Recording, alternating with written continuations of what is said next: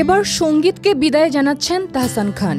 দীর্ঘ 2 যুগেরও বেশি সময় বাংলা সঙ্গীতের দাপটের সঙ্গে পথ চলা শেষে এবার বিদায়ের সুর তুলেছেন জনপ্রিয় গায়ক তাহসান খান। সম্প্রতি অস্ট্রেলিয়ার এক কনসার্টে হাজারো ভক্তের সামনে তিনি জানিয়ে দেন এটাই হতে পারে তার শেষ কনসার্ট। আর ধীরে ধীরে সঙ্গীত জগৎ থেকেও নিজেকে গুটিয়ে নিচ্ছেন তিনি। কনসার্টে আবেগঘন কণ্ঠে তাহসান বলেন, মেয়ে বড় হচ্ছে, এখন কি দাড়ি রেখে স্টেজে দাঁড়িয়ে এমন লাফালাফি করতে ভালো লাগে। পাশাপাশি তিনি জানান সব সোশ্যাল মিডিয়া অ্যাকাউন্টও ডিঅ্যাক্টিভেটেড করে দিয়েছেন, যা ভক্তদের হতবাক করেছে। তাহসান বর্তমানে সঙ্গীত জীবনের রজত জয়ন্তী উপলক্ষে অস্ট্রেলিয়া সফরে রয়েছেন। তবে এবার তার ভাষ্যে বোঝা যাচ্ছে এই সফর হয়তো তার ক্যারিয়ারের শেষ অধ্যায়।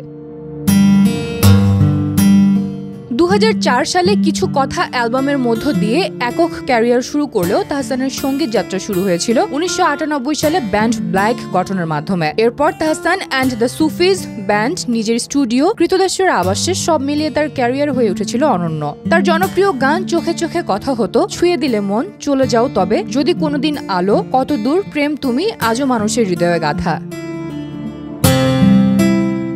তিনি হয়তো অবসর শব্দটি উচ্চারণ করেননি, কিন্তু তার কথায় স্পষ্ট তাহসান নামটি সঙ্গীত মঞ্চে আর নিয়মিত দেখা যাবে না। ভক্তদের মন ভেঙে গেলেও তার গানগুলো রয়ে যাবে চিরসবুজ হয়ে।